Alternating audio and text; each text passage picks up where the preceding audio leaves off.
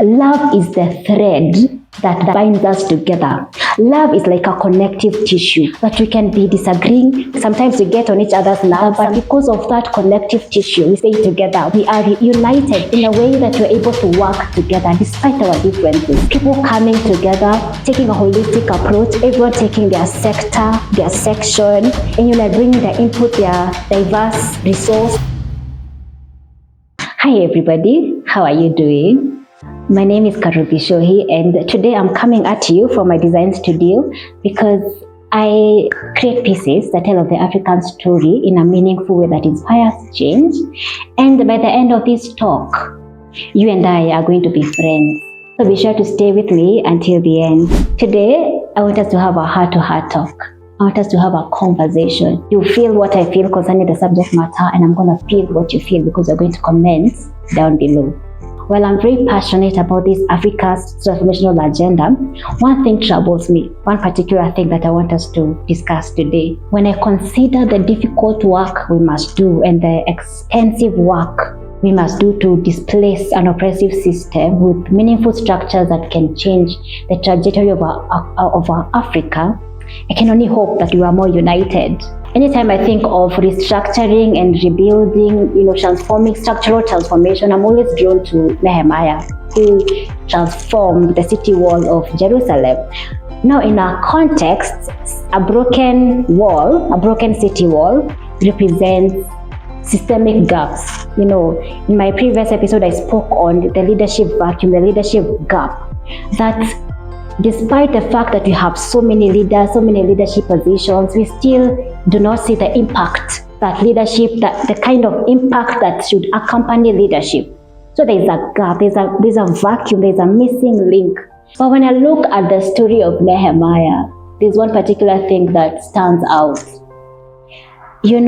Systemic gaps cannot, or systemic challenges and systemic things cannot be addressed without unity and collaboration, because every sector requires a unique perspective, and you cannot address systemic challenges from one perspective, from an individual's perspective. That's why Nehemiah needed a community, because he needed to take a holistic approach. But there is no unity, there is no collaboration and partnership without unity. Two cannot work together unless they agree.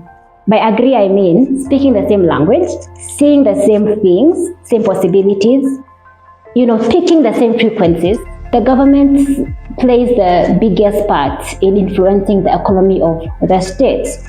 And so, as I've said, like the wall of Jerusalem that was broken, the system, the governing system, and the leadership that is supposed to protect us, to shield us, to cover us, has left us exposed and vulnerable, has left communities exposed and vulnerable. But Nehemiah had to step up and feel close up where the government officials were failing. And that's what we need to do. But there has to be unity, because each sector of the system has to be addressed from its unique perspective. So there's that need for community, people coming together, taking a holistic approach, everyone taking their sector, their section, and bringing their input, their diverse resource, diverse input, and then we attain something significant together in driving economic transformation. See, I'm very keen on my word. I did not say economic growth. I said economic transformation. I tell you the truth. Economic growth as we know it is not sufficient, because it only benefits a particular percentage of the population, because there's no equity in resource allocation. Economic growth does not equate to improvement in the well-being and the welfare of improvement in the well-being and the welfare of communities. But economic transformation, it takes into account the human transformation, the human development. So what we are driving, what we are pursuing is not economic growth only. We are pursuing economic transformation. Two people cannot work together, or people cannot partner unless they are speaking the same language. They are seeing the same possibilities. They are picking the same frequencies, which now invites the question, how can we build community? How can we build community? I'm asking you. I say that this is a heart-to-heart, this is a conversation, this is a talk, this is a conversation. I'm having a dialogue with you. Tell me on the comment section, how do we build community? But let me go first, because I'm the one who initiated this conversation. How do we build community? How do we build a sense of connect? Because our heritage from the Ubuntu philosophy, I am because we are. Our spirit is that of community as Africa. It is our heritage, and we need to restore that. This is what I propose we should do to build community and to restore that sense of interconnectedness. And then you will also share something on the comment section. You see, the Lord commissioned us on the earth to transform culture or to influence culture with his character. And what is his character? His character is love. And what is love? Love is the thread that binds us together. Love is like a connective tissue that we can be disagreeing, we are different, sometimes we get on each other's nerves, sometimes we're in conflict with each other, but because of that connective tissue, we stay together. We are united in a way that we're able to work together despite our differences. And that is what we need to come into. It's not something hard because that's our heritage, a sense of community, and that is our weapon, our force. But from a place of love for one another.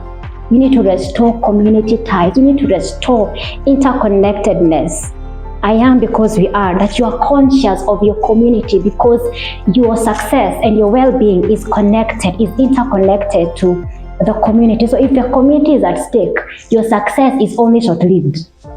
It will not go far. You see, like the way Mordecai tells Esther, oh, you have your throne, you are a queen, you have everything that you've ever wished for, and you're safe, but your community is still in danger. Do not think that you will escape in the palace. Sustainable growth and sustained development is a result of community, interconnectedness.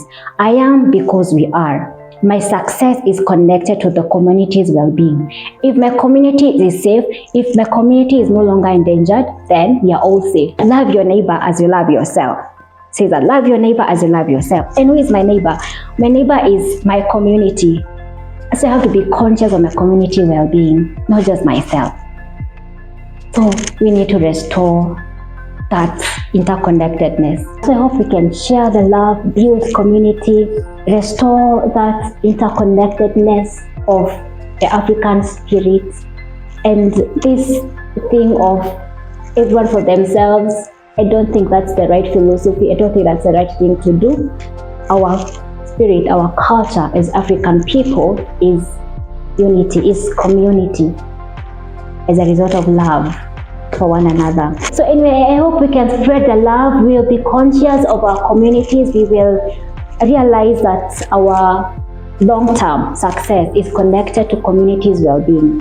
Therefore, we'll, like Nehemiah, will take initiatives where the government is failing. We are going to step up and begin to close the gaps that we see. Poverty, this gap where wealth seems to accrue to a small percentage of the population, we are going to close those gaps because we are taking initiatives through restoring community ties, interconnectedness as a result of love. Anyway, thank you so much for watching. Please comment down below.